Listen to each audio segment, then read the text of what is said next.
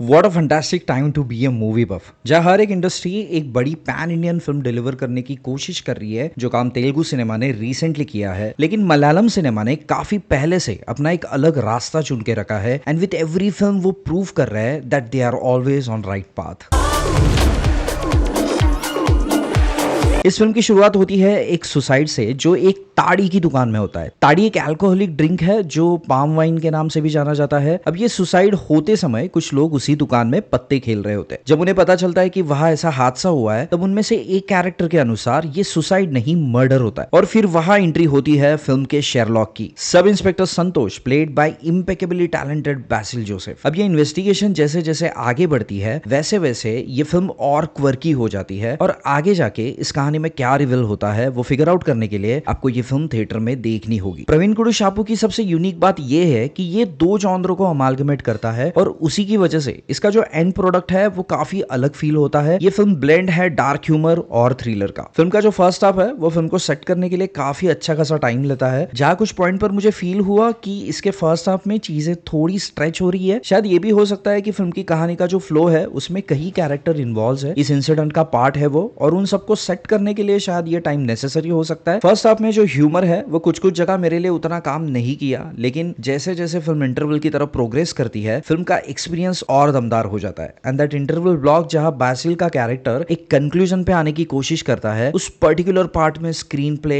Editing, BGM, हर चीज का सही कॉन्ट्रीब्यूशन है, और फिर वही फ्लो फिल्म के एंड तक इंटैक्ट रहता है। फिल्म का सेकंड हाफ काफी एंगेजिंग है, और जो प्लॉट रिवील होता है that was completely surprising for me. I wish Malayalam cinema जितना अपनी राइटिंग पे मेहनत लेता है उतना बाकी इंडस्ट्रीज भी लेना शुरू कर ले। जब जब मैं कोई अच्छी थ्रिलर देखता हूं मुझे हमेशा ऐसा लगता है कि अब इससे अलग थ्रिलर क्या ही बनाएंगे, एंड बूम, नेक्स्ट मंथ में एक और अच्छी थ्रिलर मलयालम सिनेमा डिलीवर कर देता है। इस फिल्म की जो कैरेक्टर राइटिंग है वो काफी फैसिनेटिंग है। एज एन ऑडियंस में इस फिल्म के साथ तभी हुक हुआ जब इस फिल्म में बाबू का जो कैरेक्टर है उसे सेट किया जा रहा था, जिसका इस फिल्म में मर्डर हुआ है। बाबू ऐसा कैरेक्टर है जो 10-15 लोगों को आराम से मार देगा। मतलब उसके मर्डर के टाइम पे उस शॉप में जो भी लोग अवेलेबल है उनमें से एक भी बाबू को हाथ नहीं लगा सकता। तो इतने स्ट्रॉन्ग फिजिक वाले आदमी को कोई कैसे मारेगा? एंड ट्रस्ट मी, एंड में जो प्लॉट रिवील आता है सामने दैट इज गुड, और जिस तरीके से वो सामने आता है, what a scene man, what a scene. Film में बैसिल जोसेफ, सोबिन शाहिर और चेम्बन विनोद जैसे लीड एक्टर है। इससे बेटर कॉम्बो इस फिल्म के लिए कुछ भी नहीं हो सकता। I am fan of Basil's comic timing. Guruvayoor Ambalanadayil, Sookshmadarshini, Jaya Jaya है, इवन जूजी में भी उन्होंने जो छोटा सा एक्ट किया है